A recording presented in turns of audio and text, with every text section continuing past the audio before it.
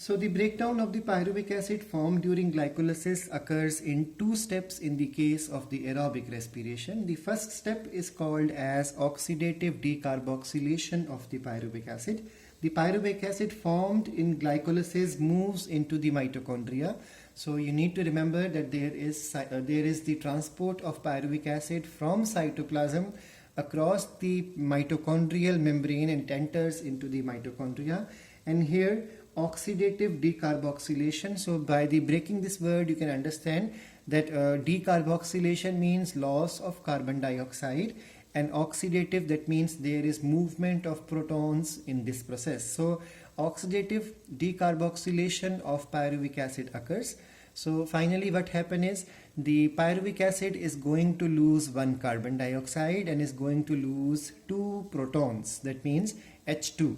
So this process happens in the mitochondria and it releases carbon dioxide, and there is dehydrogenation, because oxidation means loss of protons, dehydrogenation also means loss of the hydrogen. So during this step, 3 carbon compound, that is the pyruvic acid, will change into acetyl coenzyme A. Now this is a 3 carbon compound, this is a 2 carbon compound, that means there is loss of 1 carbon in the form of carbon dioxide which goes away.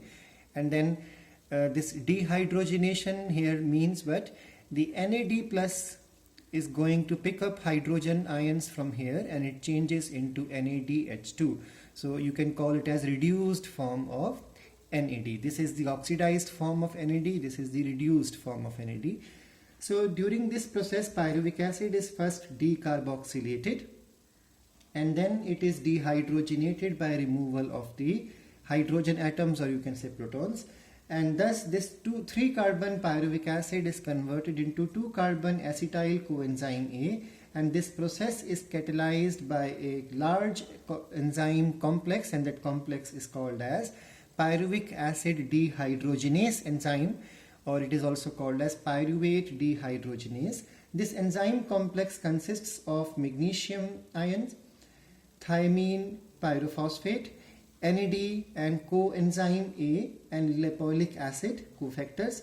This process takes place inside the perimitochondrial space. We all know mitochondria has 2 membranes. So this process occurs in between the 2 membranes, or you can say the outer space. If you remember, mitochondria, chloroplast and nucleus are the only structures inside the cell that carries 2 membranes. So there are 2 membranes in the mitochondria. Outer membrane and inner membrane has a small space. That space is called as perimitochondrial space, also called as the outer space, also called as intermembranal space. The reaction goes on in this manner.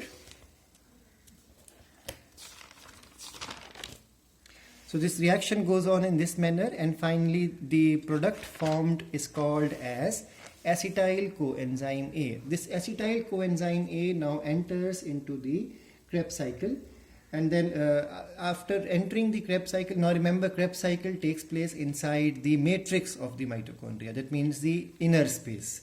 Now the second step is called as the Krebs cycle. It is also called as citric acid cycle because the first stable compound formed in this cycle is a 6 carbon acid which is called as citric acid. This cycle is also called as tricarboxylic acid cycle. So there are many names given to it, and then this cycle was explained in detail in 1937 by Sir Hans Krebs. That's why it is also called as Krebs cycle. And don't make mistakes, because I have seen students every academic year they continue to call it as Krebs cycle, and they even write a wrong spelling of Krebs cycle. So be careful with that.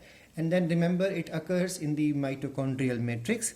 All the enzymes required in this reaction, in these all cyclic reaction, are present inside the matrix except one, and that one is called as succinic acid dehydrogenase, also called as succinate dehydrogenase enzyme.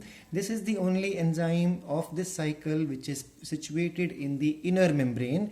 All other enzymes required in this Krebs cycle are present inside the mitochondria. So in the eukaryotic organism, all reactions of this takes place in the matrix. Therefore, these enzymes are present inside the matrix.